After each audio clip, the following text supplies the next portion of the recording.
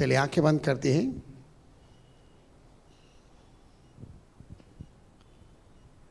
हे महान सर्वशक्तिमान परमेश्वर, तू ही महिमा, आदर और स्तुति के योग्य है पिता, और कोई नहीं जो जलाल पाए, केवल तू जलाली परमेश्वर है। हम महिमा तुझे देते हैं, धन्यवाद भी तुझे देते हैं। ये सारी स्तुति, आराधना, धन्यवाद और जय की बेटों के साथ हम आपके पवित्र नाम को देते हैं पिता। हमारी आराधना की बेटों को स्वीकार कर प्रभु, और इन अद्भुत गवाहियों के लिए भी तेरा धन्यवाद करते हैं। आज भी तू जीवित परमेश्वर है और आज भी दुआओं को सुनता है और हम सबको चंगा करता है, छुटकारा देता है। हमारे जीवन में सब शैतान के कामों को भी नष्ट करता है और हमें भला चंगा और हृष्ट पुष्ट करता है। प्रभु हम आपका दिल से धन्यवाद करते हैं। इन गवाहियों के लिए भी तेरा धन्यवाद। धन्यवाद पिता आज के सारे दशमांश अर्पण उठाने के बेटों के लिए जो भवन के अंदर आए हैं, प्रभु आप उन्हें स्वीकार करें। जिस तरह से 5 रोटी और 2 मछलियों को आपने स्वीकार किया, धन्यवाद करके उसे तोड़ा और बटोरते गए, तो प्रभु हज़ारों ने खाया और उसके बाद भी बचा पड़ा रहा।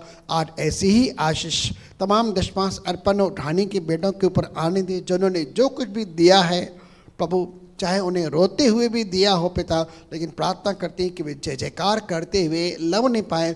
यदि रात रोना पड़े, सवेरे आनंद होगा पिता। मैं दुआ करता हूँ मसीह के नाम से, कल के दिन के अंदर प्रभु तेरे लोगों के जीवन में तेरे द्वारा ऐसी आशीष आए कि सब हताशा, मायूसी, निराशा, सब तंगी मंदी, कर्ज मर्ज तेरी महिमा के लिए मेरे खुदा, उसके विषय में जो चिंता है, डर है, घबराहट है, सब जाती रहे तेरी महिमा के लिए। और एक तेरी अद्भुत करुणा तेरे लोगों के जिनमें समाए, हर्ष और आनंद हो, स्वास्थ्य जीवन हो और एक स्वतंत्रता का अनुभव हम दिल से दुआ करते हैं।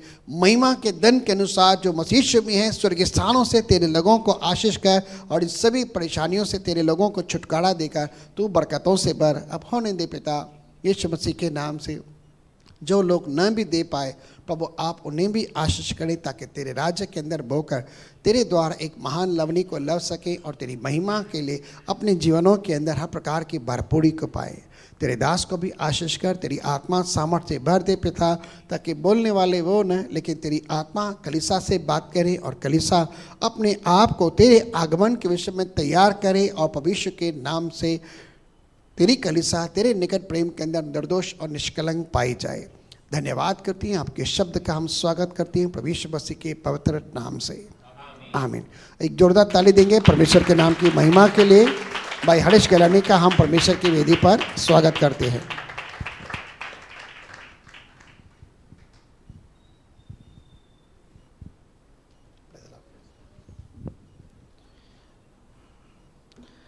Praise the Lord.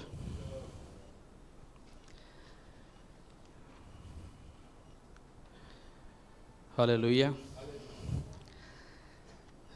चलिए हम प्रकाशित वाक्य में हैं। अगर आप अगले सप्ताह थे तो हमने 21 अध्याय को देखा था और 21 अध्याय हम सब के लिए एक अनंत आशा का और 22 अध्याय एक अनंत आशा का जो प्रभु ने दिया है उसके विषय में वर्णन करती है। क्योंकि जो हमारा अनंत घर है वह कैसा होगा, प्रकाशित वाक्य की पुस्तक 21 अध्याय और 22 अध्याय शुरुआती जो वचन है उसके बारे में बताते हैं। तो जब आप इस वचन को पढ़ते हैं तो एक चीज़ को हमेशा स्मरण रखिए कि प्रकाशित वाक्य 7 सालों के लिए एक बड़ा संदेश देती है, लेकिन 1000 वर्ष के लिए केवल एक अध्याय देती है और अनंत काल के लिए फ़िलहाल केवल एक या कुछ जो वचन है दूसरे अध्याय में से देती है। कहने का तात्पर्य यह है, लेकिन अगर हम पुराना नियम अच्छे से पढ़ेंगे तो यशाया के पुस्तक के अंदर, यिर्मयाह के पुस्तक के अंदर और बाकी नबियों के द्वारा परमेश्वर अलग अलग जगहों पर बात करता है। यदि आप उन सबको थोड़ा थोड़ा करके वहाँ से लेंगे, आपको पता चलेगा परमेश्वर अनंत काल के विषय में यशाया के द्वारा भी बात कर चुका है, यिर्मयाह के द्वारा भी वह बात कर चुका है। कहने का तात्पर्य यह है कि प्रकाशित वाक्य एक छोटा सा सारांश जो है वह आने वाले उस अनंत काल के विषय में देती है, लेकिन जहां हमें रहना है हमेशा के लिए उसके विषय में यदि आप और ज़्यादा समझना चाहते हैं तो आपको परमेश्वर के आत्मा के साथ पुराने नियम के अंदर रुचि लेनी पड़ेगी, बैठना पड़ेगा, मेहनत करनी पड़ेगी, तब आपको और पता चलेगा कि परमेश्वर कहाँ किस रीति से आपको और इसके विषय में प्रकाशन देता है। हालेलुया। चलिए, हमने अगले सप्ताह के अंदर देखा था कि किस रीति से बाइबल बताती है प्रकाशित वाक्य 21 अध्याय के विषय में। यूहन्ना दर्शन देखता है कि कैसे नया यरूशलेम जो है, पहला उसने देखा कि धरती और आकाश टल गए और उसने देखा कि सामने नया यरूशलेम उतर रहा है, नई पृथ्वी, नया आकाश उतर रहा है। और उसके विषय में बहुत सारी हमने बातें देखी कि वह कैसा होगा, वह यरूशलेम नगर कैसा होगा, उसकी शहरपनाह कैसी होंगी। उसके अगर 12 फाटक हैं तो वह 12 फाटक 12 गोत्रों के विषय में दिए गए हैं। उस शहरपनाह की जो नींवें हैं वह प्रेरितों को, यानी जो सुसमाचार का बेस है, जो खंबा है, अगर हम कहें कि हमने उद्धार पाया है सुसमाचार के द्वारा, तो प्रेरितों की शिक्षा जो है वह सुसमाचार है। तो जिस पर वह खंबे बने हैं वह नींव है। तो इस रीति से कलीसियाओं के लिए, अगर हमने, आप अच्छे से पढ़ेंगे 2 अध्याय 3 अध्याय, वहाँ लिखा है कि जो विजय प्राप्त करेगा मैं उसे परमेश्वर के मंदिर में एक शोभा स्तंभ, एक पिलर के रूप में बनाऊंगा करके। तो ये संदेश केवल 12 चेलों के लिए नहीं है, ये कलीसिया के लिए संदेश है कि जो परमेश्वर के साथ अंतिम सांस तक उसकी इच्छा को पूरा करते हुए चलता है, परमेश्वर उसे एक रिवॉर्ड देने को जा रहा है। हालेलुया। तो जब हम पढ़ते हैं 12 चेले, उसके अंदर ऐसा नहीं है कि जो यीशु मसीह के साथ उस समय चेले दे। यह एक संदेश है, एक सिंबॉलिक लैंग्वेज है यूहन्ना को जो बताया गया उसके विषय में। तो जब हम 22 अध्याय के अंदर हैं, यह आखिरी प्रकाशित वाक्य का अध्याय है, और इस चीज़ को समझते हुए कि यहाँ पर क्या लिखा है, पहले 6 वचन जो हैं यह कंटिन्यूएशन में जा रहे हैं। उसके बाद फिर परमेश्वर जो है आखिरी संदेश देते हुए यूहन्ना को एक आखिरी चेतावनी के रूप में, एक आखिरी प्रोत्साहन के रूप में बताते हुए आगे बढ़ रहा है। चलिए हम शुरुआत करते हैं प्रकाशित वाक्य 22 अध्याय की। ध्यान से सुनिए क्या लिखा है। फिर उसने मुझे बिलोर की सी झलकती हुई जीवन के जल की एक नदी दिखाई, जो परमेश्वर और मेमने के सिंहासन से निकलकर उस नगर की सड़क के बीचों बीच बहती थी। अब एक चीज़ को समझिए, अगले अध्याय में हमने पढ़ा था वहाँ समुद्र नहीं है करके। अब इसका अलग एक ट्रांसलेशन भी है, क्योंकि बाइबल अमूमन जो है समुद्र को एक बड़े से जन समुदाय के विषय में ट्रांसलेट करता है। लेकिन अगर हम उस रीति से भी देखें कि उस शहर के अंदर, उस नई पृथ्वी के अंदर, वहाँ पर कोई दूसरा समुद्र नहीं है, लेकिन यहाँ पर परमेश्वर क्या कहता है कि उसने एक जीवन के जल की नदी दिखाई। किसकी नदी? जीवन के जल की नदी दिखाई। और वह कैसे चमक रही थी? बिलोर के समान। उसकी चमक कैसी है उसको पढ़िए, लिखा इंग्लिश में क्लियर एज क्रिस्टल। आप कभी किसी समझो नेचुरल पानी के स्रोतों को देखेंगे तो जब वह आप उनको देखेंगे उसके अंदर छोटे छोटे कंकर जो होते हैं ना, वह भी एकदम साफ दिखाई देते हैं। क्यों? क्योंकि उसकी प्योरिटी रहती है। परमेश्वर क्यों बता रहा है कि वह इतना प्योर है, पानी जो है जो वहाँ पर परमेश्वर ने रखा है, और वह जीवन के जल की नदी है, यानी उसके द्वारा क्या मिलता है? जीवन मिल रहा है। तो थोड़ा थोड़ा करके समझते चलेंगे कि परमेश्वर क्या बताना चाहता है। और लिखा है जो परमेश्वर और मेमने के सिंहासन से निकलकर नगर की सड़क के बीचों बीच बहती है। अब इसके विषय में एक बहुत अच्छा गीत है, अगर आप खोजेंगे करके, उसका मीनिंग ऐसे, एक नदी है और वह परमेश्वर के परमेश्वर के नगर से बहती है, और लिखा है परम प्रधान के पवित्र स्थान में आनंद होता है। अगर आप वह गीत सुनेंगे परमेश्वर का आत्मा आपको बहुत छुएगा, क्योंकि मैं जब शुरुआत में आया था मैंने ये गीत सुना था, उसके बोल बहुत अच्छे हैं करके। शायद प्रतीक्षा कैसेट है, अगर आप ढूंढ पाएंगे यूट्यूब पे आपको मिल जाएगा, लेकिन बहुत सुंदर सॉन्ग है। अगर आप सुनना चाहते हैं तो आप जा सकते हैं। कहने का तात्पर्य यह है कि केवल शब्द जो हैं वो बहुत सुंदर हैं, जब हम वहाँ पर होंगे जब जीवन के जल की नदी बहती होगी। अगर आप प्रकाशित वाक्य के अंदर होंगे 2 अध्याय 3 अध्याय में, वहाँ लिखा है जो जय प्राप्त करेगा मैं उसके अंदर से जीवन के झरने निकालूंगा।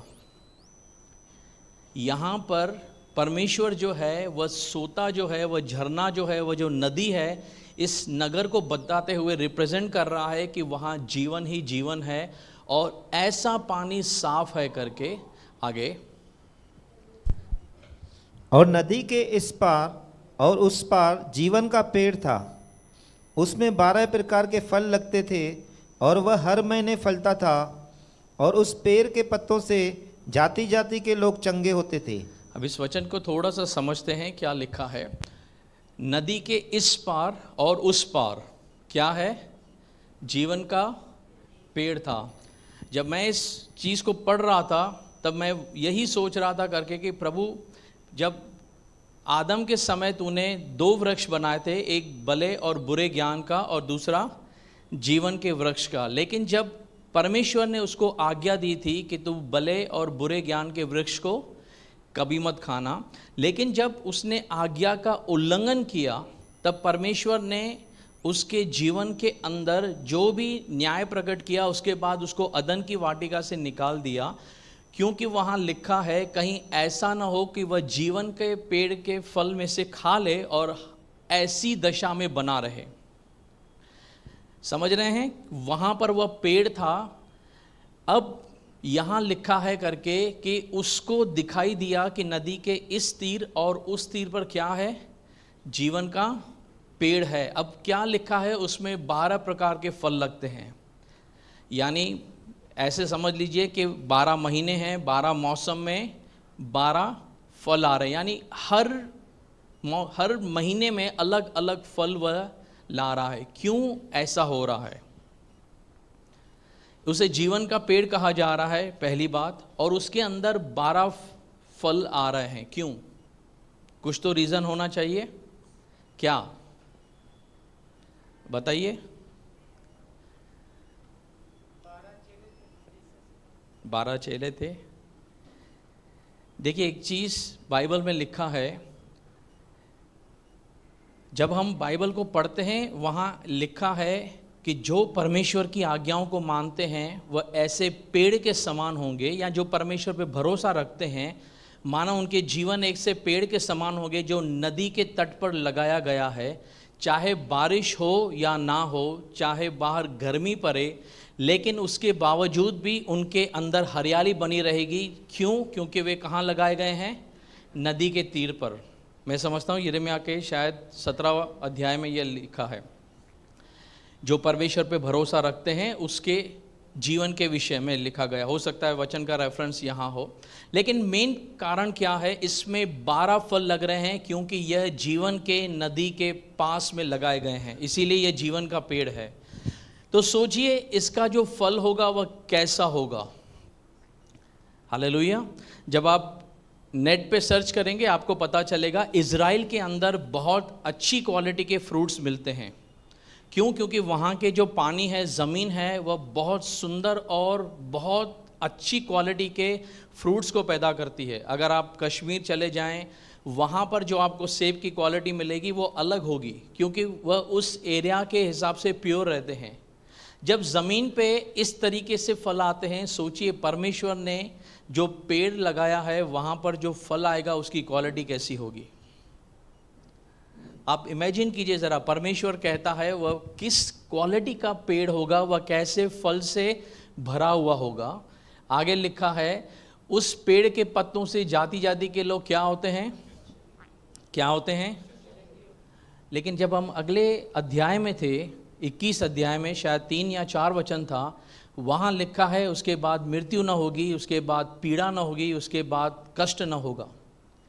तो जब वहाँ मृत्यु नहीं है, पीड़ा नहीं है, कष्ट नहीं है, कोई बीमार नहीं पड़ेगा, तो चंगा किसके विषय में लिखा गया? हालेलुया। हम कौन से वहाँ पर होंगे शरीर में?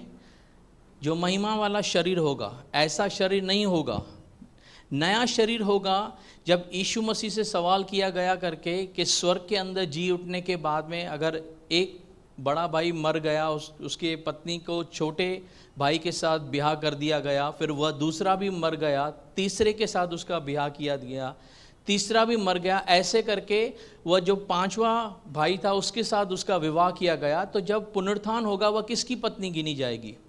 तब यीशु ने कहा कि तुम इस विषय में भूल में पड़े हो, क्योंकि जब तुम पुनरुत्थान में होगे तुम स्वर्गदूतों के समान होगे। कैसे?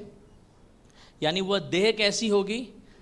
शरीर जो यहाँ पर है वैसा नहीं होगा, वह रूपांतर होगा। हम भले एक दूसरे को पहचानेंगे, सामने कौन खड़ा है हम जानेंगे, लेकिन वह शरीर जो है वह बहुत अलग होगा। उसके अंदर बीमारी नहीं होगी, उसके अंदर एज से बढ़ने वाला नहीं होगा, आपको किसी किस्म के रोग, किसी भी किस्म से कोई भी चीज़ जो है वह नहीं होगी। एक ऐसा शरीर, एक ऐसा जीवन जिसकी शायद कभी आपने डेप्थ में जाके कल्पना नहीं की होगी। लिखा है जाति जाति के लोग क्या होते हैं? चंगे होते हैं। अगर आप इसका ओरिजिनल ट्रांसलेशन में जाएंगे तो वह बताना चाहता है कि इस पेड़ के द्वारा जाति जाति के लोग संभाले जाएंगे। एग्जैक्ट ट्रांसलेशन है केयरिंग, ना कि हीलिंग। यानी इस पेड़ के द्वारा, इस पत्तों के द्वारा परमेश्वर बहुतों को, राष्ट्रों को संभालेगा करके। अब कैसे होगा करके, यह परमेश्वर का कार्य है। यह हम नहीं समझ सकते हैं बहुत सारी चीज़ों को कि परमेश्वर क्या, कैसे और क्यों लिखता है करके। लेकिन एक चीज़ को समझिए, क्योंकि हम वहाँ बीमार नहीं पड़ेंगे, इसीलिए चंगाई जो है वह शारीरिक चंगाई के विषय में नहीं लिखा, ना आत्मिक चंगाई, क्योंकि हम परमेश्वर के साथ होंगे, उसके साथ में निवास करते रहेंगे, तो अलग वहाँ का माहौल होगा करके। चलिए आगे बढ़िए। और फिर श्राप न होगा, और परमेश्वर और मेमने का सिंहासन उस नगर में होगा, और उसके दास उसकी सेवा करेंगे। अब एक चीज़ को थोड़ा समझिए, जब आदम ने परमेश्वर की आज्ञाओं को तोड़ा था, तब परमेश्वर ने जो श्राप बन के आया था, इब्लीस या शैतान कहें, उसको श्राप दिया था। हवा को परमेश्वर ने श्राप दिया था, लेकिन आदम के कारण भूमि पर श्राप गया था। तो जब आप उत्पत्ति को पढ़ते हैं आपको पता चलता है कि परमेश्वर श्राप की घोषणा करते हुए लेकर आता है। जब आप बाइबल के आखिरी अध्याय में हैं, परमेश्वर यहाँ बता रहा है कि वह पूरी तरीके से श्राप को क्या कर रहा है? हटा रहा है। हालेलुया। एक चीज़ को थोड़ा समझते जाइए, जब मसीह हमारे लिए मरे, श्रापित हुए, उसी समय जैसे हमने यीशु मसीह के लहू के द्वारा नया जीवन पाया, हम नए सृष्टि के अंदर कन्वर्ट हो गए, लेकिन फिर भी हम अपने पुराने शरीर के अंदर हैं, जो दिन प्रतिदिन क्या हो रहा है? डीके हो रहा है, सड़ रहा है करके। अब भी इस शरीर के ऊपर जो शारीरिक मृत्यु है उसका प्रभाव है। तो हमने आत्मा में उद्धार पाया है, लेकिन शरीर का उद्धार बाकी है। और उसी रीति से यहाँ लिखा है कि फिर श्राप नहीं होगा, और परमेश्वर और मेमने का सिंहासन क्या होगा? उस नगर में होगा, और उसके दास उसकी क्या करेंगे? हम सब जितने वहाँ पर होंगे परमेश्वर की सेवा करेंगे करके। उस समय हम यह नहीं सोच सकते कि मैं यह काम करूँगा, वह काम करूँगा। परमेश्वर जिसे जिस रीति से सौंपेगा, सब मिलकर उसकी क्या करेंगे? सेवा करेंगे। और यह एक सौभाग्य है कि परमेश्वर के साथ आमने सामने रहते हुए किस रीति से आप सेवा कर सकते हैं। इस अध्याय में कुछ ज़्यादा डेप्थ में जाने के लिए नहीं है, लेकिन हम इसीलिए थोड़ा थोड़ा करके पढ़ते हुए चलते हैं ताकि आप समझ सकें यहाँ क्या क्या हो रहा है। क्योंकि एक जब मैं इसकी स्टडी कर रहा था, एक वचन ने मुझे यहाँ पर रोका, जब आएगा वहाँ पर हम रुकते हैं करके। चलिए आगे बढ़िए। और उसका मुंह देखेंगे, और उसका नाम उनके माथों पर लिखा हुआ होगा। हाँ, क्या लिखा है? और उसका मुंह देखेंगे। इंग्लिश में लिखा है दे शल सी हिज। किसके विषय में लिखा है? दे शल सी हिज फेस। जो उस समय नए यरूशलेम में जाएंगे, जो महिमा के देह में होंगे, सब लोगों के विषय में लिखा है। पुराने नियम में क्या लिखा है? यह हो नहीं सकता कि कोई परमेश्वर का मुंह देख ले और जीवित रहे। लेकिन यह एक वचन है जहाँ पर बाइबल बताती है कि वे उसका क्या देखेंगे। हालेलुया। क्या आपको एक्साइटमेंट हो रही है कि एलिया कहता है कि मैं तुझे देखना चाहता हूँ। वह कहता है कि जब मैं यहाँ से जाऊँगा तो मेरा पीठ देख सकता है, क्योंकि अगर तूने मुझे सामने देख लिया तो मर जाएगा। पुराने नियम में लिखा है कि जब वाचा का संदूक लेके जाया जा रहा था उस समय याजक के अलावा उसको कोई छू भी नहीं सकता था। जब उस गाड़ी पे लेके जाया जा रहा था उसका बैलेंस बिगड़ा और एक उस समय व्यक्ति ने उसको छूने का कोशिश किया, जैसे उसने टच किया वह वहीं मर गया।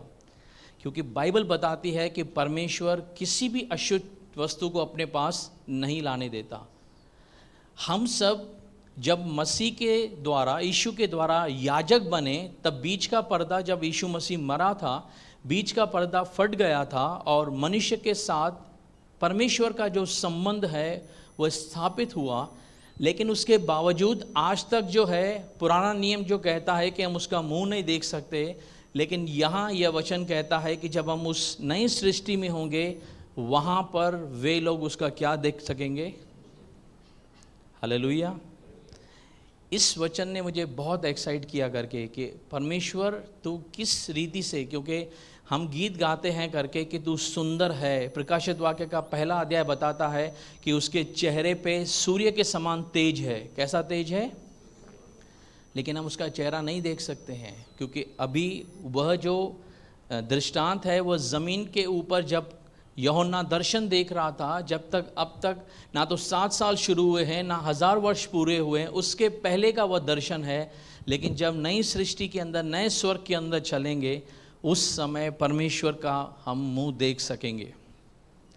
तो एक चीज़ को उत्साह में देखिए कि परमेश्वर कितना बड़ा रिवॉर्ड दे रहा है हर एक उस व्यक्ति को जो स्वर्ग के अंदर जा रहा है, जो विजय प्राप्त कर रहा है, जिसने परमेश्वर के लिखा है, हे मेरे विश्वास योग्य सेवक, तू थोड़े में विश्वास योग्य रहा, आजा मैं तुझे बहुतों का अधिकारी बनाता हूँ। परमेश्वर प्रतिफल देने को जा रहा है उस स्वर्ग के अंदर, तो वहाँ पर कितना सुंदर है। अगर आप इसके विषय में और डेप्थ में स्टडी करेंगे आपको पता चलेगा यशाया या पुराने नबी कैसे इस समय को और बता रहे हैं, और आपके अंदर इस पड़ाव को लेकर एक्साइटमेंट बढ़ेगा। हाँ, और उसका नाम उनके माथे पर लिखा हुआ होगा। क्यों ऐसा लिखा है उसका नाम उनके माथे पर लिखा हुआ रहेगा? क्योंकि जब हम 7 साल में यहाँ देखते हैं तब मसीह विरोधी ने उनके सामने एक पड़ाव रखा है कि या तो तुम अपने हाथों पे या सर पे जहाँ भी वह कहेगा मोहर लगाओ, उसकी छाप लगाओ, वरना तुम मार दिए जाओगे। तो जितने सारे लोग हैं, हम जितने सारे लोगों ने परमेश्वर पर विश्वास किया है, लिखा गया है जिन्होंने बपतिस्मा लिया उन्होंने यीशु को पहन लिया है।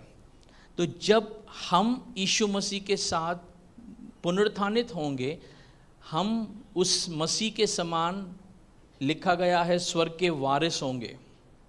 मसीह कौन है? हमारा बड़ा भाई है। लिखा गया है वह मरे हुओं में से जी उठने में पहलौठा है। अगर पहलौठा है इसका मतलब लिखा गया है जब भेंट का पहला पेड़ा क्या हुआ? पवित्र। तो सारा जो बाकी का है वह क्या गिना जाएगा? पवित्र गिना जाएगा। तो वैसे ही जैसे यीशु मसीह के अलग अलग नाम हमने देखे थे, लिखा गया है कि उसका नाम हमारे माथे पर होगा। यानी यह एक चीज़ की घोषणा है कि हम किसके लोग हैं? परमेश्वर के लोग हैं। और अगर आप पुराने नियम में जाएंगे तो इस लाइन का एक महत्व है। क्यों महत्व है करके? क्योंकि नाम जो है वह इम्पोर्टेंस दिखता है। परमेश्वर घरानों का परमेश्वर है, जैसे वह कहता है इब्राहिम का परमेश्वर, इसहाक का परमेश्वर, याकूब का परमेश्वर। तो परमेश्वर नाम के प्रति एक खास जगह रखता है। जैसे उसने याकूब का नाम बदलकर इज़राइल किया, क्योंकि याकूब का मतलब है धोखा देने वाला, छल करने वाला, और इज़राइल का मतलब है पवित्र या आशीषित। तो उसी रीति से परमेश्वर यहाँ पर वह कह रहा है कि हम सब जितने होंगे उनके माथों पे क्या होगा? उसका नाम होगा। आगे, और फिर रात न होगी और उन्हें दीपक और सूर्य के उजाले का प्रयोजन न होगा, क्योंकि प्रभु परमेश्वर उन्हें उजाला देगा और वे युगान युग राज्य करेंगे।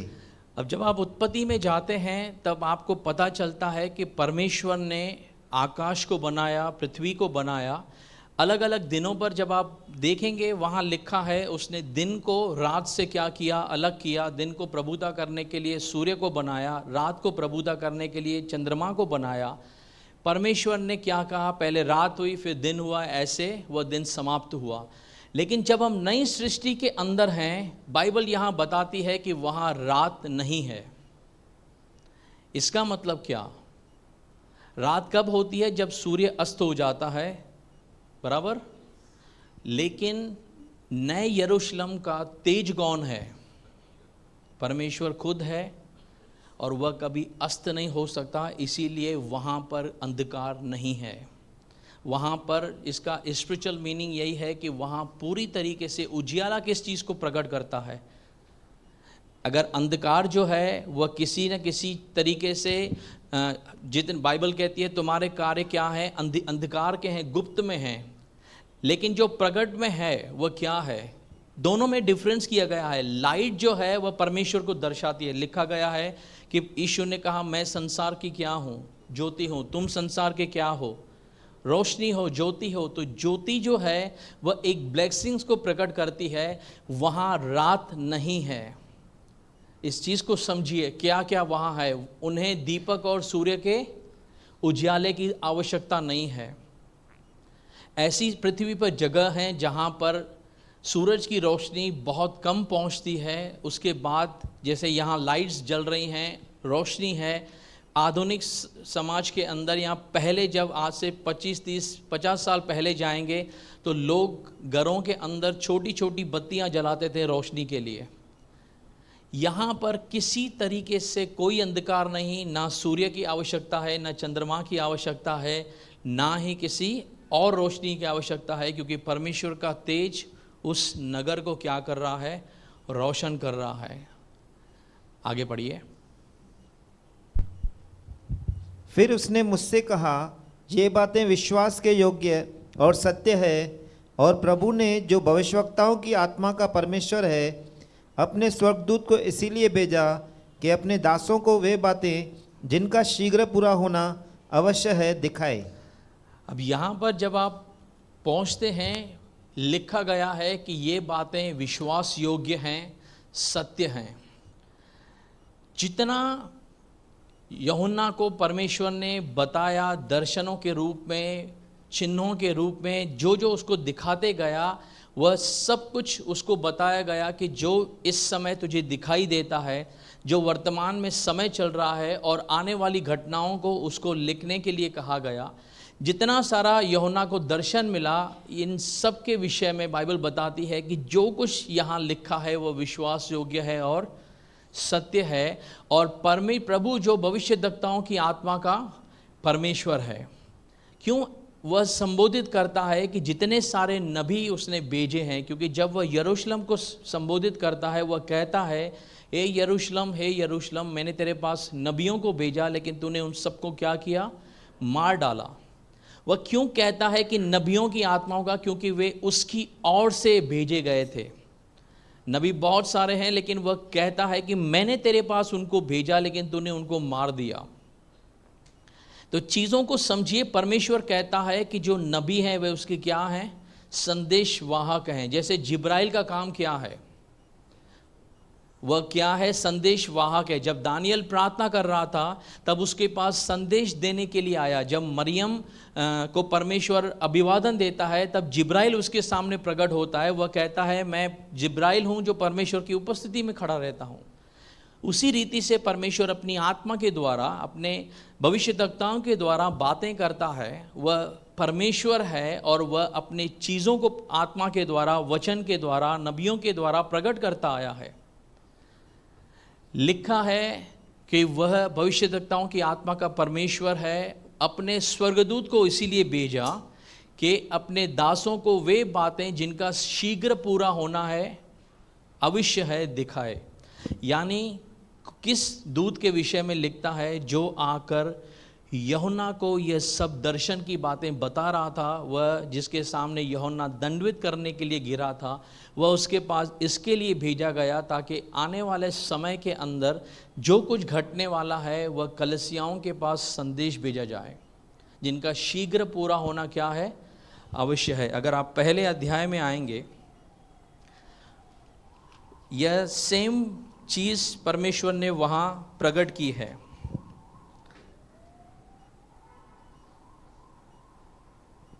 तीन वचन पढ़िए, 1 का 3 वचन। चलिए पहला वचन पहले पढ़ लीजिए, 1-1। यीशु मसीह का प्रकाशित वाक्य जो उसे परमेश्वर ने इसीलिए दिया कि अपने दासों को वे बातें जिनका शीघ्र होना अवश्य है दिखाए। क्या लिखा है? यीशु मसीह का प्रकाशित वाक्य जो परमेश्वर ने इसीलिए दिया कि अपने किसको? दासों को, यानी कलीसिया को कहें, जितने सारे उसके भय मानते हैं उनको दिखाए, जिनका क्या होना? शीघ्र पूरा होना अवश्य है दिखाए। और उसने अपने स्वर्गदूत को भेजकर उसके द्वारा अपने दास यूहन्ना को बताया। अब चीज़ को समझिए, वही वाक्य परमेश्वर वहाँ बता रहा है कि इन सब चीज़ों का पूरा होना बहुत निकट है। लेकिन जब हम यहाँ पर थे, मैंने आपको एक चीज़ बताई थी कि 2000 वर्ष पूरे हो गए और यहाँ पर परमेश्वर यूहन्ना को संदेश देता है कि जो कुछ मैं तुझे बता रहा हूँ करके वह लिख ले, उसका पूरा होना ज़रूरी है। कितना समय हो गया है? 2000 वर्ष। तो क्या परमेश्वर कभी मिसगाइड करता है या झूठ बोलता है? लेकिन एक चीज़ समझिए, जो ग्रीक वर्ड है वह है मेटाटाउटा यहाँ पर। इसका मतलब जब भी यह चीज़ों का आरंभ होगा, वह चीज़ें बहुत रफ्तार के साथ घटेंगी। इसका जो एग्जैक्ट ट्रांसलेशन है, जो परमेश्वर उसको बताना चाह रहा था कि जब इसका शुरुआत होगा, वहाँ पर उन चीज़ों का घटना बहुत शीघ्र होगा। दूसरी बात हम ऐसे समझ सकते हैं, पतरस कहता है परमेश्वर के निकट एक दिन कितना है? 1000 वर्ष। 2 दिन कितने हुए? 2000 वर्ष। हम कितना समय यीशु मसीह के बाद आ चुके हैं? लगभग 2000 वर्ष। लेकिन परमेश्वर के पास कितने दिन हुए हैं? ऐसे भी समझिए, अगर हम कहते हैं मैं जल्दी आऊँगा, तो उसके सामने उसका टाइमलाइन अलग है। अब उसको आपको समझना है तो आपको समझना पड़ेगा। छोटा सा मैं आपको हिंट देता हूँ। एक गैलेक्सी का कोना पकड़ लीजिए, बहुत सारा गैलेक्सी हैं स्पेस में। एक गैलेक्सी के एक कोने से दूसरे गैलेक्सी के कोने तक जाने के लिए कितना लाइट ईयर्स लगता है, आप कैलकुलेट कीजिए नेट पे। आपके रोंगटे खड़े हो जाएंगे। मनुष्य की सारी आयु मिला लीजिए, वहाँ नहीं पहुँच सकता कोई भी।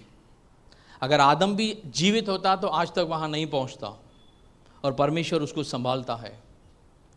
समझ रहे हैं? आदम जीवित होता तो भी वह नहीं पहुंच सकता, और परमेश्वर सब कुछ संभालता है। और ऐसे अनगिनत गैलेक्सी है, और ऐसे अनगिनत ग्रह हैं जिनको परमेश्वर क्या करता है? संभालता है। सोचिए वह कितना बड़ा हो परमेश्वर कितना महान है। तो परमेश्वर का व्यक्तित्व जब आप जानते हैं, तब आपको समझ में आता है आप किसकी आराधना कर रहे हैं, आप किस परमेश्वर को समझ रहे हैं, किसको आप अपना उद्धारकर्ता मानते हैं। यही चीज़ जब यूहन्ना ने पहले अध्याय में देखा कि जो मेरे साथ में यीशु चला फिरा करता था और जो स्वर्ग के अंदर महिमा में यीशु है, वह वहाँ पर मूर्छित होकर गिरने लगा। तो कहने का तात्पर्य क्या है कि कलीसियाओं को यह संदेश इसलिए दिया गया ताकि कलीसिया समझ पाए कि यीशु का व्यक्तित्व क्या है, उस समय होने वाली घटनाएं और उसके बाद में होने वाली घटनाओं से लेकर आज जिस वर्तमान समय में है, आज से लेके अनंत काल तक जाने के लिए सब कुछ कैसे होगा, इस संदेश को यूहन्ना के द्वारा परमेश्वर ने कलीसियाओं तक पहुंचाया है। वापस आते हैं 6 पद में, यही लिखा था 22:6 में कि वह अपने दासों को वे बातें जिनका शीघ्र पूरा होना अवश्य है बताए। हालेलुया। चलिए हम आगे चलते हैं।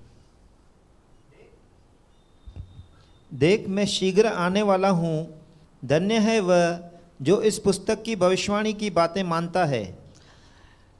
धन्य है वह जो इस पुस्तक की भविष्यवाणी की बातों को मानता है, लेकिन वह कहता है मैं क्या आने वाला हूँ, मैं जल्दी आने वाला हूँ। और वह बताना चाहता है धन्य है वह जो इस पुस्तक की भविष्यवाणी की बातें क्या। ब्रदर 1 का 3 वचन पढ़िए ज़रा।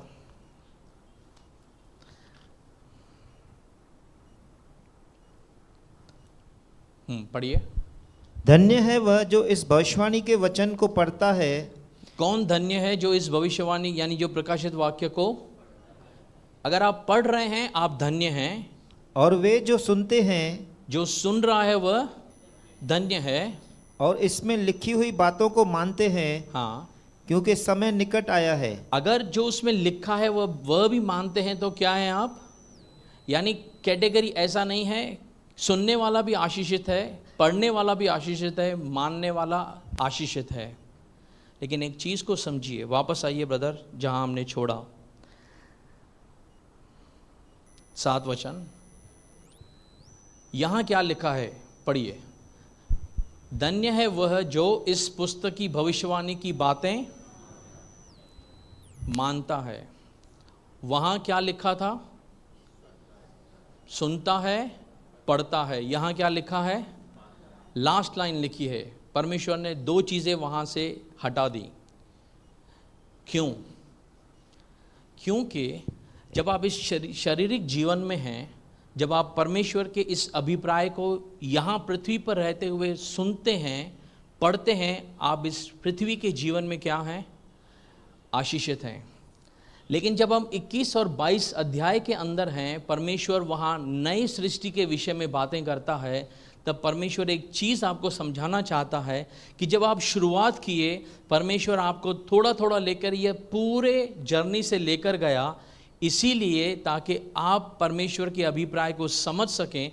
और जब आप यहाँ पर आते हैं, परमेश्वर आपसे उम्मीद करता है एक मैच्योरिटी की, कि अब आप सब कुछ जब जान चुके हैं, अब आपको इसके ऊपर बने रहना है। आ रहा है समझ में? आ रहा है समझ में? आप किसी बच्चे को चॉकलेट दिखाएं, ये लो चॉकलेट, आप आगे आओगे मैं दे दूंगा, लेकिन वो आगे आया, आपने चॉकलेट दिया, उसको पकड़ लिया, ये परमेश्वर ने पकड़ लिया। सुनने वाला आशीषित है, पढ़ने वाला आशीषित है, मानने वाला भी आशीषित है। लेकिन यहाँ पर आके वह कहता है धन्य है वह जो इस पुस्तक की बातों को मानता है। क्योंकि एक चीज़ को समझिए, परमेश्वर क्यों कलीसियाओं को यह संदेश दे रहा है, ताकि परमेश्वर इसके द्वारा एक वचन भेज रहा है कि जो जय प्राप्त करेगा मैं उसे अनंत जीवन दूंगा। तो हमारे पास क्या होना चाहिए, एक लक्ष्य होना चाहिए कि जब तक मैं इस संसार में जीवित हूँ, मेरी सांस चल रही है, मुझे परमेश्वर के लिए दौड़ना है और मेरी आखिरी सांस तक मैं उसके ईमान में पाया जाऊँ, मैं किसी भी परिस्थिति में आके गिर नहीं जाऊँ। कंडीशन क्या है, आखिरी सांस तक विश्वास योग्य बने रहना। आ रहा है समझ में? चलिए आगे चलते हैं। मैं वही यूहन्ना हूँ जो ये बातें सुनता और देखता था। और जब मैंने सुना और देखा, तो जो स्वर्गदूत मुझे ये बातें दिखाता था, मैं उसके पाँव पर दंडवत करने के लिए गिर पड़ा। पढ़िए आगे। और उसने मुझसे कहा, देख ऐसा मत कर, क्योंकि मैं तेरा और तेरे भाई भविष्यवक्ता हूँ और इस पुस्तक की बातों के मानने वालों का संगी दास हूँ। परमेश्वर ही को दंडवत कर। जब हम पहले भी इस वचन को पढ़ चुके हैं एक जगह पर, जब उसने इतना सब कुछ देखा मंजर, यूहन्ना जो है वह ऐसा व्याकुल हो गया कि वह उस स्वर्गदूत के आगे दंडवत करता है। वहाँ पर भी उस स्वर्गदूत ने कहा कि मैं तेरे समान संगी दास हूँ, मुझे नहीं, परमेश्वर को दंडवत कर। एक चीज़ हमेशा याद रखिए, अगर आप एक मसीह हैं, अगर आप एक अच्छे विश्वास योग्य सेवक बने रहना चाहते हैं, तो एक हमेशा चीज़ याद रखिएगा करके, जो महिमा परमेश्वर की है वह महिमा कभी भी आप किसी के द्वारा भी लेना नहीं चाहिए। शायद मैं आपको समझा पा रहा हूँ। जो चीज़ परमेश्वर की है, अगर कोई आपको देना चाहता है, वहाँ से आप हटने चाहिए। जब यीशु मसीह को आकर या एक जगह लिखा है करके कि वह उसको राजा बनाना चाहते थे, वह उसके मध्य में से निकल गया क्योंकि वह जानता था कि अभी मेरा वह समय आया नहीं है करके। या जब पुराने नियम में एक होता था, जब पौलुस किसी जगह गए थे, उन्होंने उससे कहा कि ये परमेश्वर के समान, उन्होंने कपड़े फाड़े कि हम परमेश्वर के नहीं हैं, हम उस वैसे नहीं हैं जो तुम हमें परमेश्वर का स्थान दो। एक चीज़ को याद रखिए, हम सेवक हैं, परमेश्वर ने हमें संतान बनाया है, अपना बेटा बनाया है, बेटी बनाया है, वारिस बनाया है। यह उसकी एक बड़ी कृपा है हमारे ऊपर। लेकिन पिता का जो स्थान है वह कोई बेटा या संतान नहीं ले सकता है।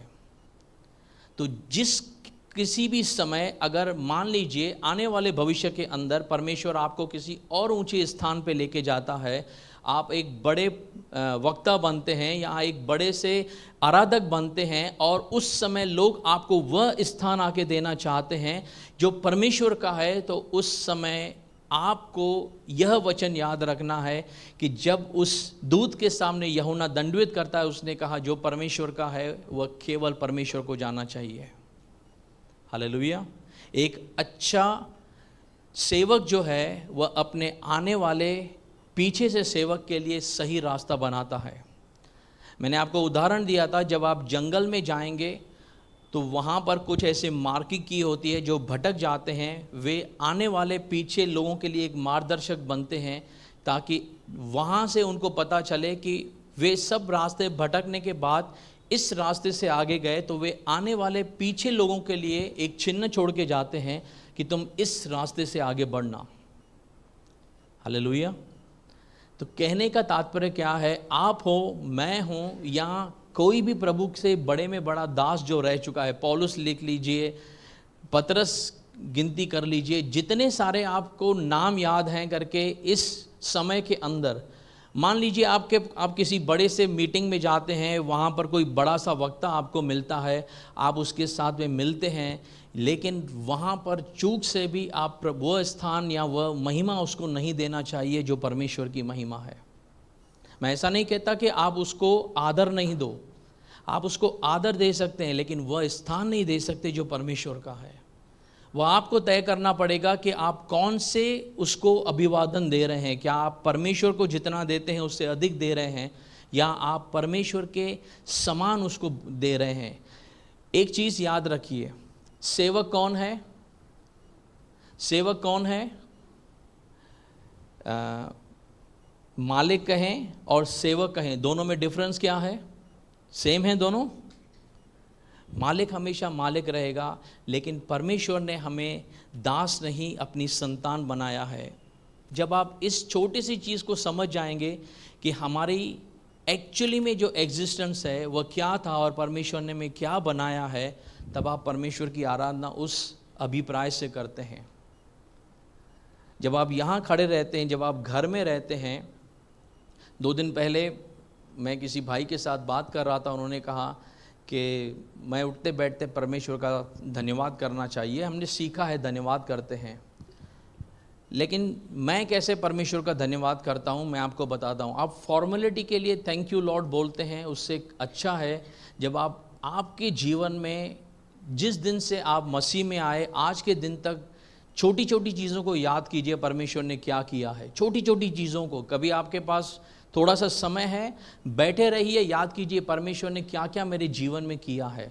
अगर आप लिखना चाहते हैं और अच्छा लिखते जाइए, आपको सिमरन रहेगा परमेश्वर ने क्या क्या किया है। जब आपके पास समय है उनको खोलिए, आप खुद बताएंगे देखो परमेश्वर ने मेरे लिए यह सब किया है। फिर आप एक एक चीज़ के लिए प्रभु का धन्यवाद करो करके, परमेश्वर यहाँ मैंने एक गवाही की लिखी थी, इसके लिए प्रभु धन्यवाद। एक चीज़ मेरे को बताइए, मान लीजिए आप माँ हैं या आप पिता हैं करके, आपका बच्चा यहाँ से गुजरता है, आपके घर से गुजरता है और आपको बोलता है thank you mummy, thank you पापा, नॉर्मल तरीके से बैठता है। लेकिन एक दिन आपका बच्चा कितना भी बड़ा होने दीजिए, आपके पास में आके बैठा, आपके कंधे पर सर रखा, आपने उसको पूछा एज अ पेरेंट क्या हुआ, उसकी आंखों में मान लीजिए आंसू हैं, वह आपकी तरफ देखते हुए केवल एक शब्द कहता है थैंक यू। आप क्या करेंगे? क्या करेंगे? उस समय वह जो डेली आकर थैंक यू कहता है, उस थैंक यू का वैल्यू जो है आपके नज़र में उन लाखों थैंक यू से अधिक होगा, क्योंकि वह उसके कहाँ से आया है।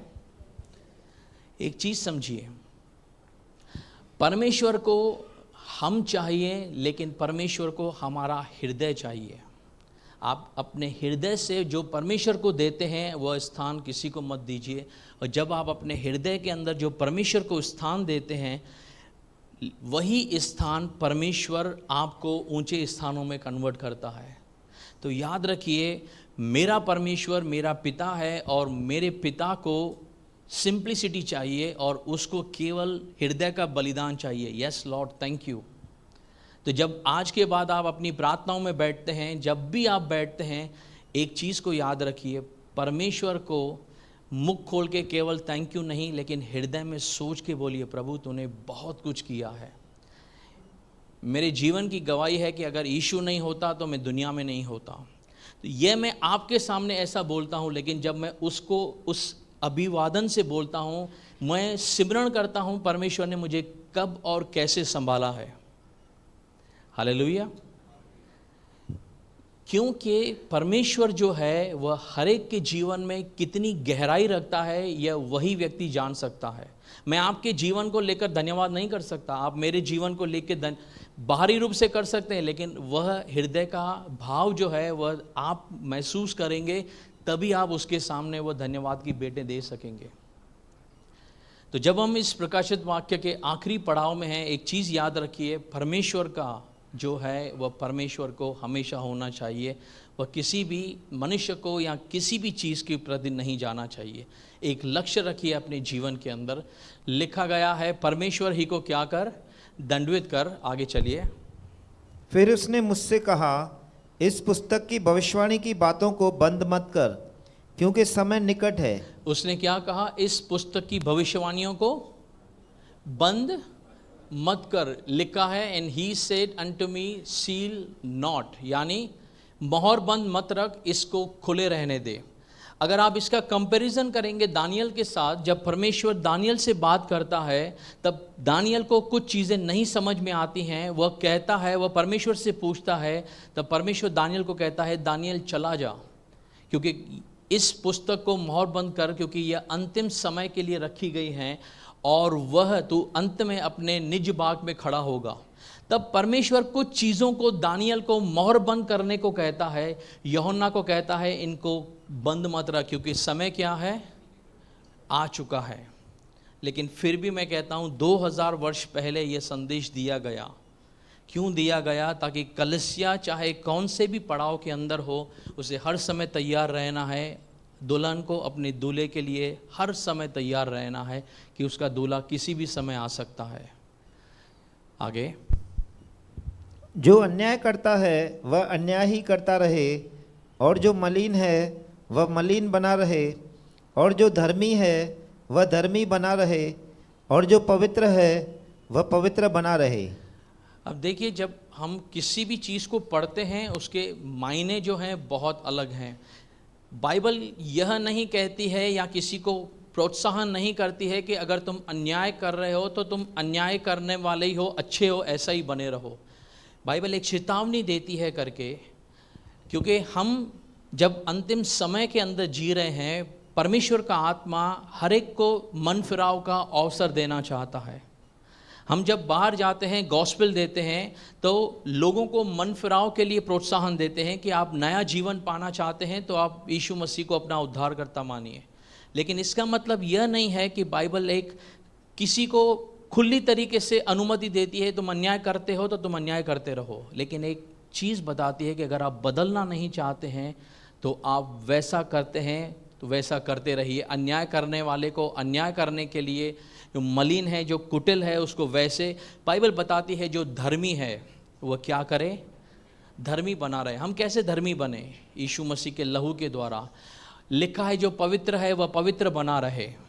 तो एक कीमत है जो मुझे और आपको चुकानी है करके। अगर हम धर्मी बने हैं तो हमें पवित्र बने रहने के लिए कीमत चुकानी है। इसका मतलब यह नहीं कि हम कर्मों की धार्मिकता से इंटर होंगे, नहीं। लेकिन बाइबल कहता है विश्वास कर्म बिना अधूरा है। शैतान जैसे आदम को गिराने के लिए आया, वैसे ही प्रोत्साहन और प्रलोभन जो है वह देकर हमें भटका सकता है। उस चैलेंजेस को हमें सामने से फेस करना होगा कि नहीं, चाहे मेरे जीवन में कितनी भी समस्या आएँ, चाहे मेरे जीवन में कितनी भी सामने रुकावटें आएँ, मुझे परमेश्वर के लिए दौड़ना है। हालेलुया। वह दौड़ जो परमेश्वर ने आपके लिए तय की है, उसमें आपको दौड़ना पड़ेगा। हम गीत गाते हैं, चलना पड़े कर अकेला वह साथ नहीं छोड़ेगा। तो एक चीज़ को समझिए, परमेश्वर जब आपको पकड़े हुए है, आपको दौड़ना पड़ेगा।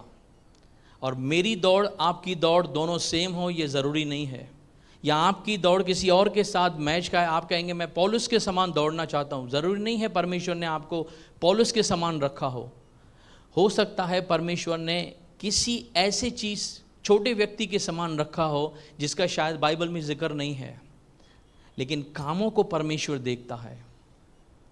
तो एक चीज़ समझिए करके, बाइबल किसी भी चीज़ की अनुमति नहीं देती, लेकिन चेतावनी देती है करके कि अगर आप नहीं बदलना चाहते हैं तो आप वैसे के वैसे बने रहिए, और अगर आप धर्मी है, पवित्र है, तो आप वैसे के वैसे बने रहिए। आगे, देख मैं शीघ्र आने वाला हूँ, और हर एक के काम के अनुसार बदला देने के लिए प्रतिफल मेरे पास है। फिर से वह कहता है मैं शीघ्र आ रहा हूँ, लेकिन हर एक के काम के अनुसार क्या देने के लिए? बदला देने के लिए। अगर आप इंग्लिश ट्रांसलेशन में जाएंगे, वहाँ क्या लिखा है? And my reward is with me. मेरा प्रतिफल क्या है? मेरे पास है। अब एक चीज़ को समझिए, उद्धार जो है वह हमारा रिवॉर्ड नहीं है। साल्वेशन जो है वह हमने कमाया नहीं है, वह हमें क्या है? ग्रेस में मिला है। कैसे? ग्रेस में मिला है। यानी जिस चीज़ को आपने कमाया नहीं है, वह चीज़ जिसके आप लायक नहीं थे, परमेश्वर ने आपको दे दिया, बराबर। लेकिन रिवॉर्ड को कमाना पड़ता है। आप किसको रिवॉर्ड, आप नहीं बोल सकते हैं रिवॉर्ड तो ग्रेस है। नहीं, रिवॉर्ड ग्रेस नहीं है। अगर इसको समझना है, आप पहला कुरिन्थियों 3 अध्याय को अच्छे से पढ़िए, शायद 13 पद से है। दूसरा कुरिन्थियों 5 अध्याय को पढ़िए, वहाँ पौलुस इस बात को लिखता है करके, पौलुस समझाना चाहता है कि यीशु जब आएगा हम सबको रिवॉर्ड देगा। तो उद्धार जो है वह हम सबको मिल चुका है।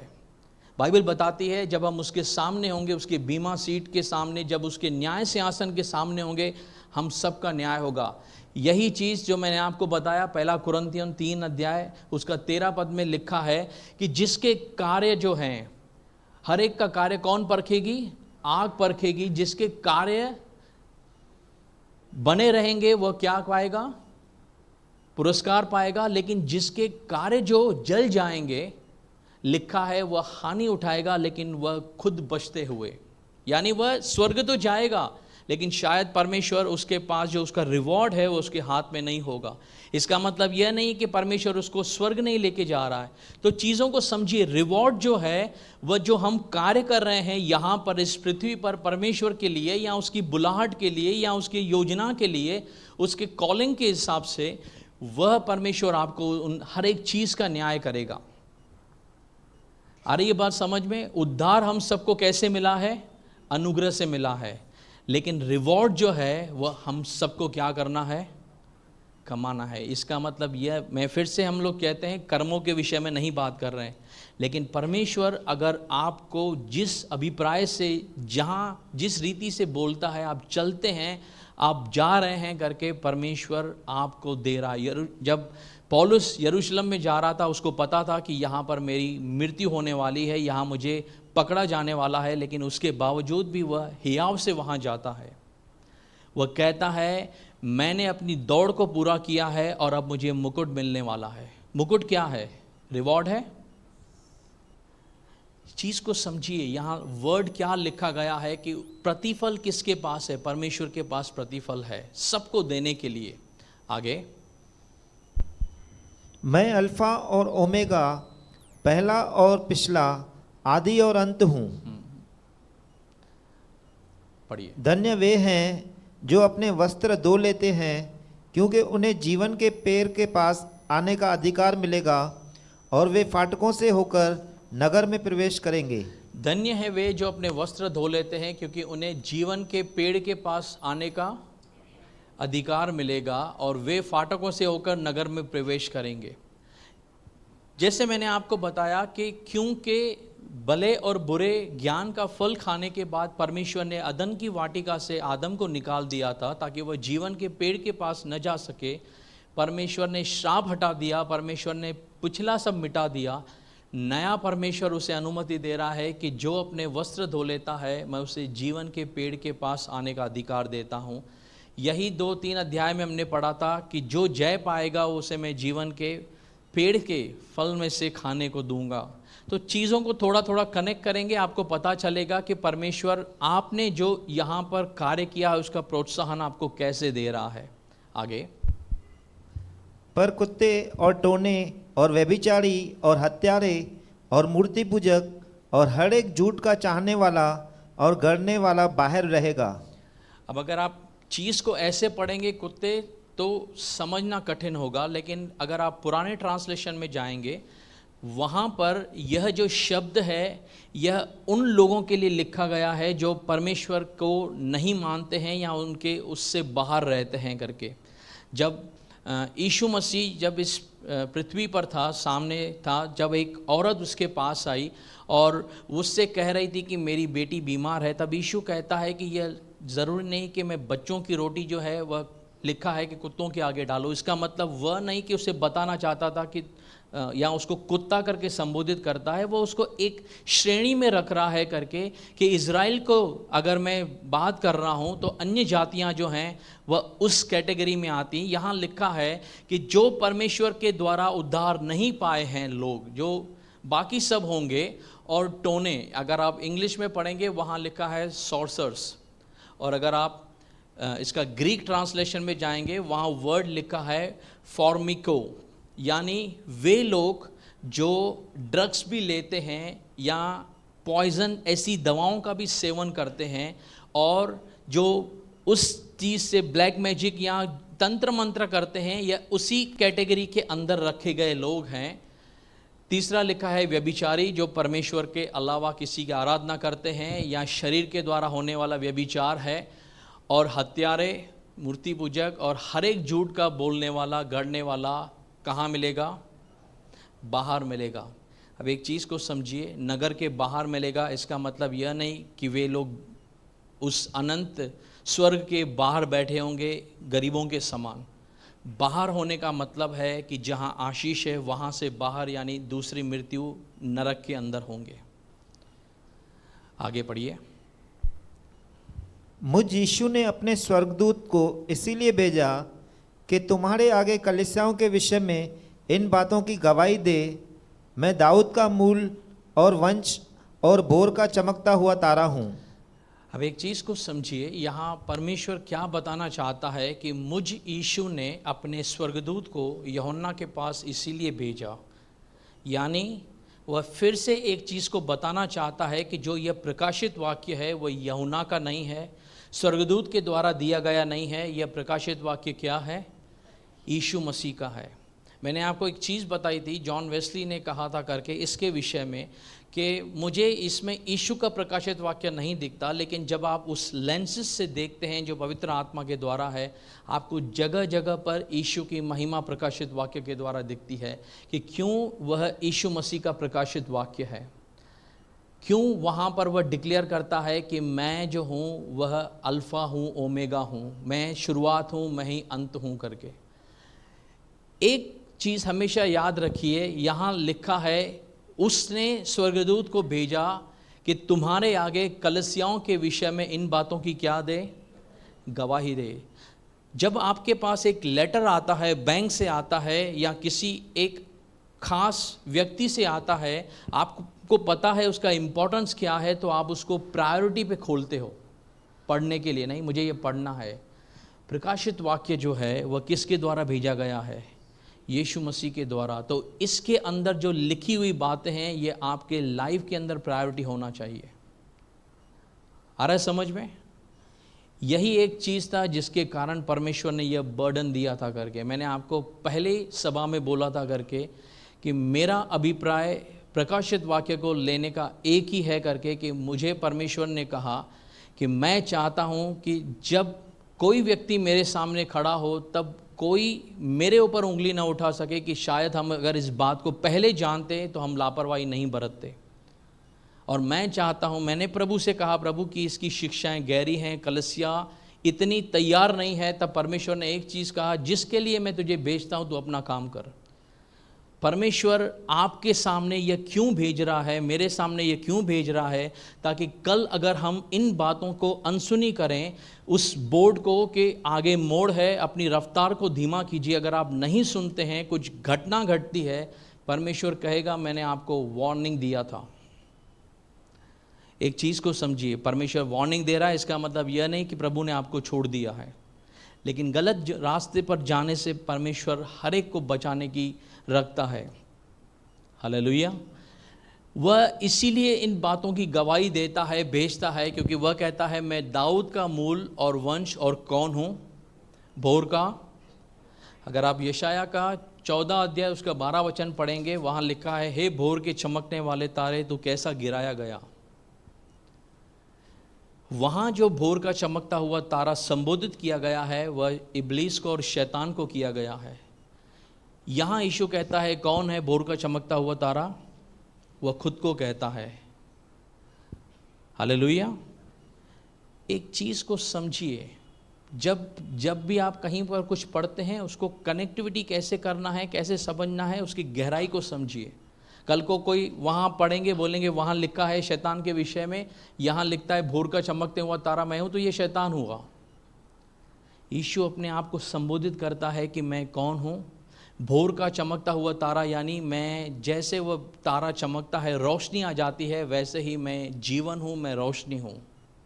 आगे, और आत्मा और दुल्हन दोनों कहती है आ, और सुनने वाला भी कहे कि आ, और जो प्यासा हो वह आए, और जो कोई चाहे वह जीवन का जल सेत में ले। यहाँ लिखा है और आत्मा और दुल्हन कहती है आ। एक चीज़ अपने आप के अंदर डालिए, जब भी आपके सामने कोई शब्द आता है, कोई आपको कहता है जीसस इज कमिंग सून, आपके अंदर से ये डेस्परेशन होनी चाहिए, यस जीसस कम सून, या एमेन शब्द आपका आना चाहिए। मतलब एक फॉर्मेलिटी के हिसाब से नहीं बोल रहा हूँ, आपका अंदर तैयार होना चाहिए कि मेरा प्रभु आ रहा है। आप आगे देखेंगे, कलीसिया में लिखा है जीसस इज कमिंग सून, यीशु मसीह जल्द आ रहा है। जब यही सोच थी करके कि कलीसिया के सामने एक हमेशा से चिन्ह के रूप में दिखाया जाए, यीशु आ रहा है। एक संदेश जो हम देखते हैं या हम सुनते हैं, वह चीज़ हमें पढ़ने से ज़्यादा हमें विजुअलाइजेशन याद रहता है। तो यीशु मसीह जल्द आ रहा है, लिखा है जब आत्मा और दुल्हन दोनों कहें आ। आपके अंदर से ये होना चाहिए, प्रभु मैं इंतज़ार कर रहा हूँ, आ। आगे, और सुनने वाला भी कहे आ, जो प्यासा है वह आए, और जो कोई चाहे वह जीवन का जल सेंत में, यानी मुफ्त में ले। अगर आप 55 अध्याय जाएंगे यशाया का, उसका पहला वचन पढ़ेंगे, वहाँ लिखा है जितने सारे प्यासे लोगों हों, तुम सोते के पास आओ, अगर तुम्हारे पास रुपया नहीं है उसके बाद भी आकर मोल लो, खाओ और पियो। वही शब्द यहाँ परमेश्वर रिपीट करता है जो यशाया के द्वारा उसने बातें की। वह कहता है मुफ्त के अंदर, यानी उद्धार जो है वह हमें कैसे मिला है, मुफ्त में। लेकिन कीमत किसने चुकाई है। और एक विडंबना यह है कि जो चीज़ फ्री में मिलती है हमें लगता है उसकी कीमत नहीं है। आप सोचिए, अगर कोई चीज़ आपको कहीं से फ्री में मिली, कितने सारे समय आपने, आपके बच्चों ने उसकी नज़रअंदाज किया, लेकिन जिसने कीमत चुकाई है आप उसको जाकर पूछिए।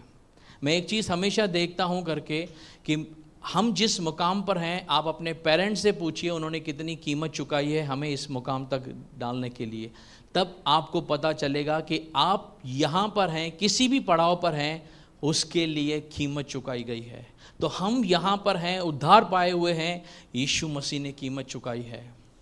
वह आपको हमेशा याद रखना चाहिए, मेरे यीशु ने कीमत चुकाई है, वह आ रहा है, मैं उसके लिए तैयार रहना चाहिए। चलिए मैं हर एक को जो इस पुस्तक की भविष्यवाणी की बातें सुनता है गवाही देता हूँ कि यदि कोई मनुष्य इन बातों में कुछ बढ़ाए तो परमेश्वर उन विपत्तियों को जो इस पुस्तक में लिखी है उस पर बढ़ाएगा। पढ़िए आगे। और यदि कोई इस भविष्यवाणी की पुस्तक की बातों में से कुछ निकाल डाले तो परमेश्वर उस जीवन के पेड़ और पवित्र नगर में से जिसकी चर्चा इस पुस्तक में है उसका भाग निकाल देगा। अब एक चीज़ को समझिए, प्रकाशित वाक्य जो है, बहुत सारे समय जो मैंने इतिहास समझा है, काफ़ी सारे पासवान, काफ़ी सारे विश्वासी नहीं इसमें जाना चाहते हैं डेप्थ के अंदर, क्योंकि यहाँ पर यह चीज़ जो है वह परेशान करती है। क्या लिखा है 18 पद के अंदर, पढ़िए। जो इस भविष्यवाणी की बातें सुनता है, गवाही देता, हाँ, कि यदि कोई मनुष्य इन बातों में कुछ बढ़ाए, यानी जो परमेश्वर ने कहा है उसके अंदर एडिशन हो जाए, यानी जितना सारा परमेश्वर ने दिया है उसके अंदर और जोड़ा जाए, तो परमेश्वर उन विपत्तियों को जो इस पुस्तक में लिखी है क्या करेगा, उस पर बढ़ाएगा। लिखा है 19 पद के अंदर, यदि जो कुछ इसके अंदर लिखा है उसमें से कुछ हम घटा देते हैं तो परमेश्वर क्या कर देगा, जीवन के पुस्तक में से, पढ़िए, जीवन के पुस्तक में से उसका भाग निकाल देगा।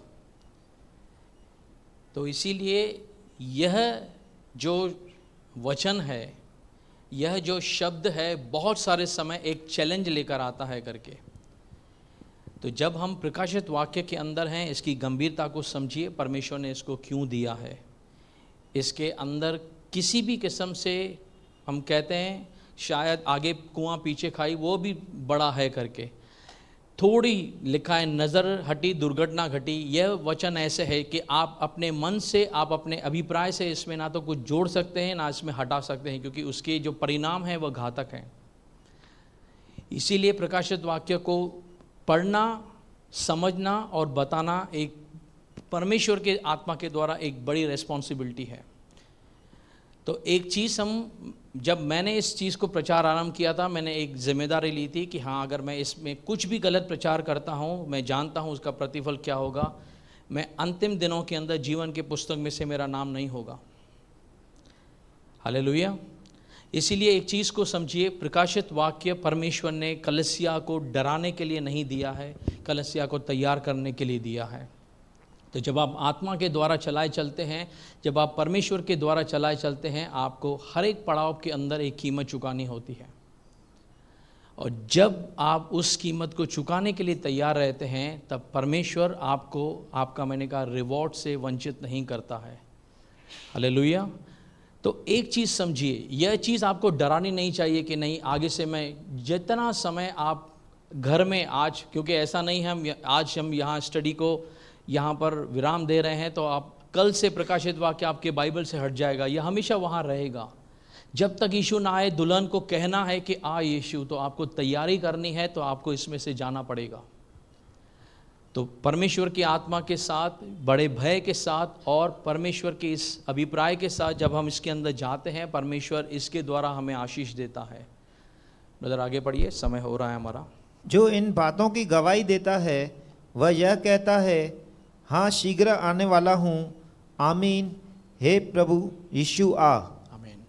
जो इस बात की गवाही देता है यीशु, वह खुद कहता है, देख मैं बहुत जल्दी आने वाला हूँ। और जो सुन रहा है वह कहे आमीन। पढ़िए। प्रभु यीशु का अनुग्रह पवित्र लोगों के साथ रहे, आमीन। आमीन। प्रभु का अनुग्रह पवित्र लोग यानी हम सबों के साथ रहे, आमीन।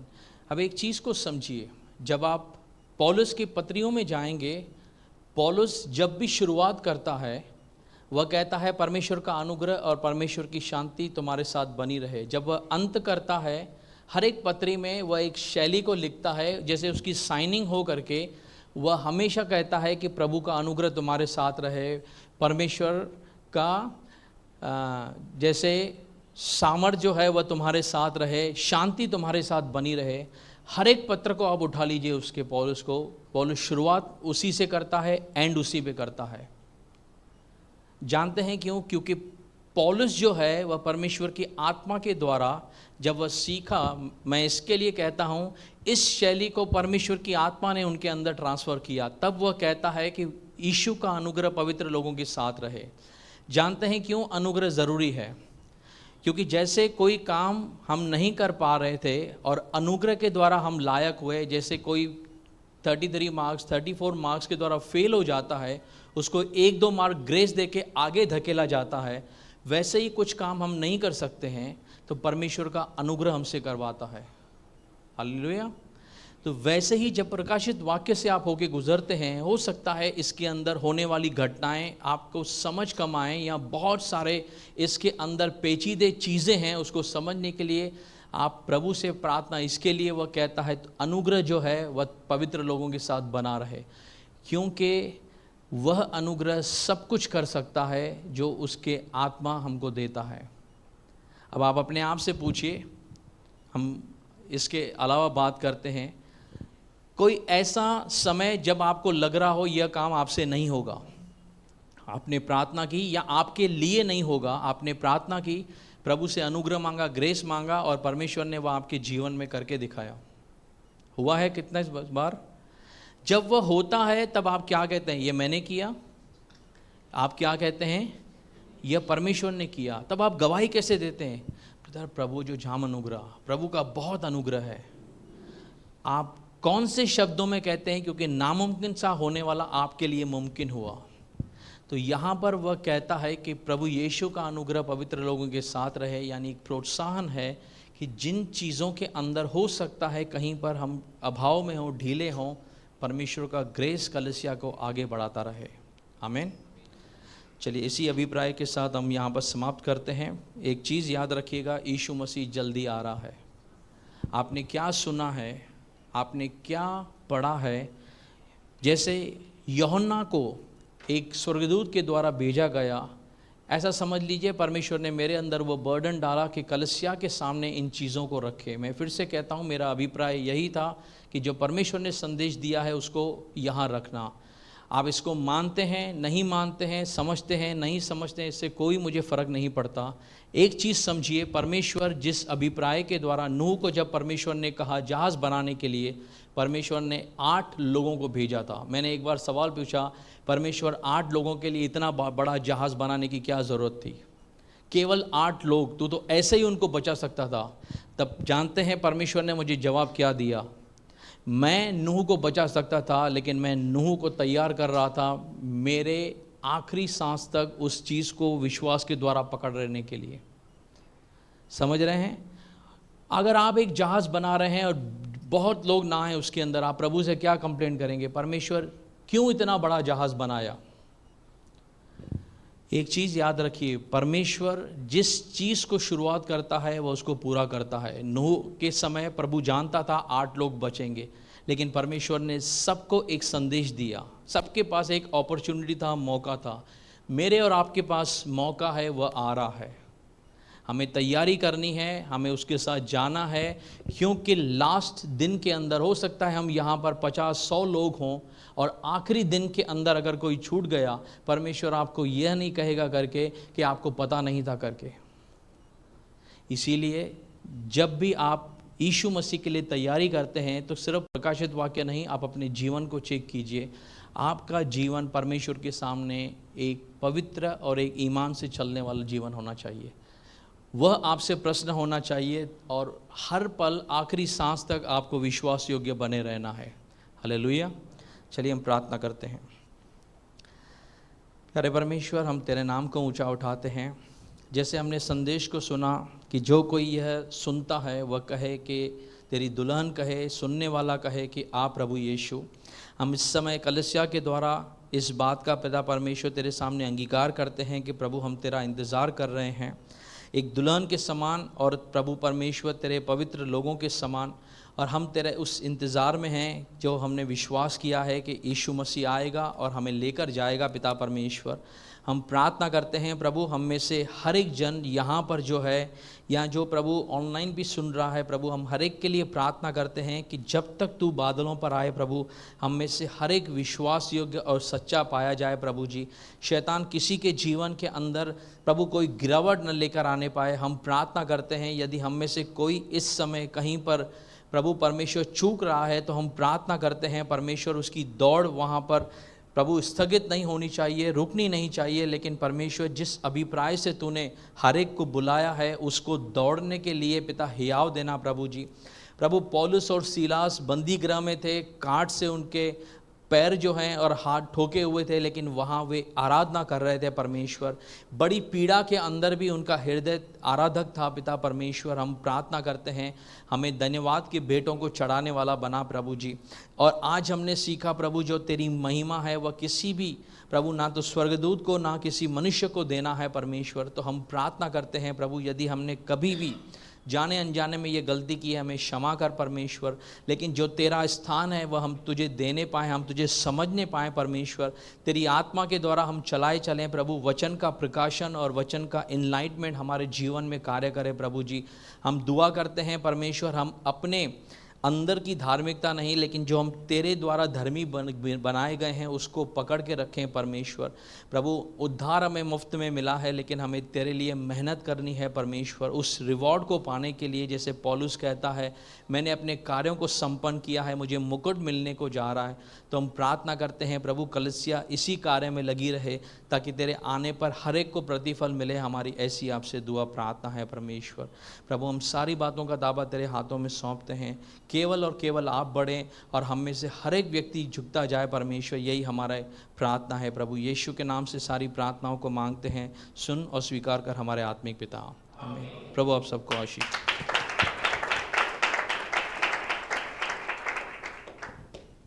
हालेलुया। चलिए आज कोई अनाउंसमेंट नहीं है, सिर्फ 2 मिनट के लिए हम अपनी आंखें बंद करेंगे। हम सब मसीह के लहू के द्वारा न केवल धोए गए हैं, परंतु हम सब मिलकर प्रभु यीशु मसीह की दुल्हन अर्थात कलीसिया कहलाते हैं।